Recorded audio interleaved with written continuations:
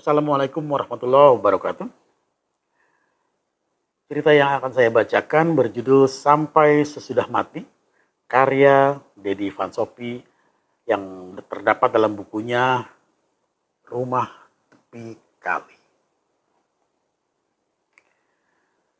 Aku ingin kita punya rumah sendiri. Kecil juga tidak apa-apa. Yang penting ada suara laki-laki mengaji. Suara itu adalah suaramu, kata ibu waktu statusnya masih pacaran sama bapak. Jangan khawatir, untukmu akan kubangunkan rumah 3 lantai. Jawab bapak serius. Sungguh, 3 lantai. Terdiri dari lantai kamar mandi, dan lantai dapur, merangkap ruang makan, ruang tamu, ruang serbaguna. 3 lantai kan? Sambung bapak bercanda. Kedengarannya saja bercanda. Tapi kau tahu, sejak saat itu bapak mulai menabung. Bukan menabung uang karena belum punya penghasilan, tapi menabung batu bata yang kelak akan dipakai untuk membangun rumah impian ibu. Yang dalam perhitungan bapak dibutuhkan sekitar 10.000 batu bata. Maka mulailah bapak mengolah sebidang tanah milik orang tuanya. Ia cangkul tanah itu sendiri, sampai mencetaknya pun sendiri. Tapi tak jarang juga kakekku membantu. Bapak tak pernah berhitung kapan jumlah 10.000 itu tercapai. Pokoknya mencetak dan mencetak saja terus. Apalagi ibu. Ibu tak pernah melihat batu bata itu jadinya seperti apa. Kokohkah? Rapuhkah? Tak presisikah? Yang ibu lihat adalah seorang lelaki yang sangat amatir dalam ilmu cetak bata, tapi sangat profesional dan piawai dalam hal mencintai. Sekelas kepiawaian B.J. Habibie dalam bidang pesawat terbang, sekelas Rudi Hartono dalam bidang bulu tangkis. Tak lama setelah bapak ibu menikah, berdirilah rumah 3 lantai itu. Sebagian besar bahannya dicetak oleh tangan bapak. Kekurangan-kekurangan kecil lainnya disumbang oleh orang tua masing-masing. Sekarang tinggal mengisinya dengan suara laki-laki mengaji. Dan inilah masalah besarnya. Latar belakang keluarga bapak dalam hal pendidikan agama berbeda dengan keluarga ibu. Kakekku dari ibu adalah jebolan pondok pesantren Tebu Ireng. Kegiatan sehari-harinya selain menjadi pegawai pegadaian adalah imam masjid. Terbayang bagaimana suasana keagamaan dalam keluarga ibu. Sementara orang tua bapak adalah petani totok yang bermandikan lumpur sawah.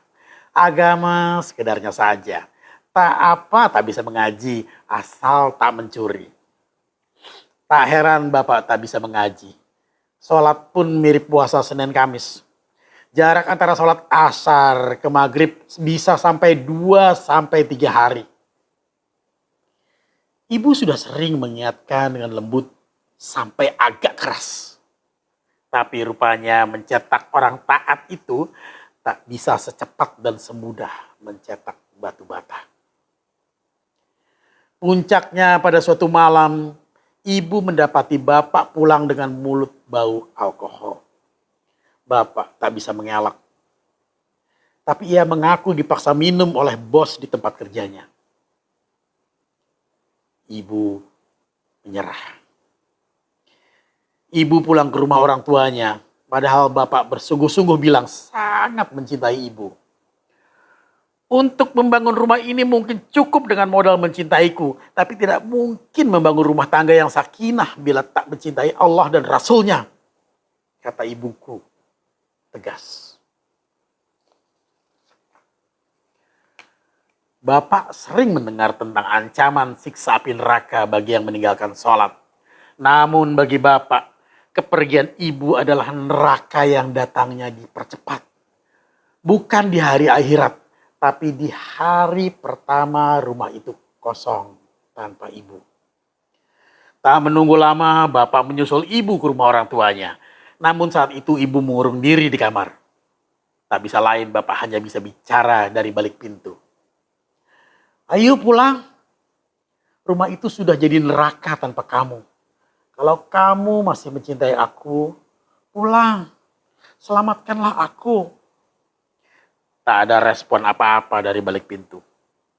Bapak bicara lebih keras. Aku mau sholat dan belajar ngaji.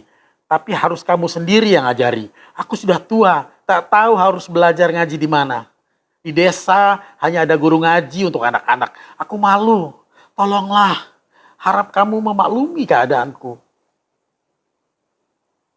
Pintu berderit. Ibu keluar dengan wajah sembab. Bapak menyambutnya dengan mengangsurkan sebuah buku belajar mengaji. Lihat, aku sudah beli Iqra, kata bapak dengan wajah berbinar seperti dulu ketika bilang mau mencetak batu bata sendiri. Bagi ibu, itu sudah cukup. Tak mudah mengajari bapak mengaji. Butuh ketekunan dan kesabaran luar biasa. Lidahnya kadung kaku. Satu ayat pendek saja bisa memakan waktu lama. Tapi itulah cara ibu membalas setiap tetes keringat bapak ketika mencetak batu bata dulu. Itulah cara ibu mencintai bapak. Karena mencintai itu tak cukup hanya sampai mati. Tapi sampai sesudah mati, kata ibuku. Dan ingin kupegang kata-kata itu sampai sekarang.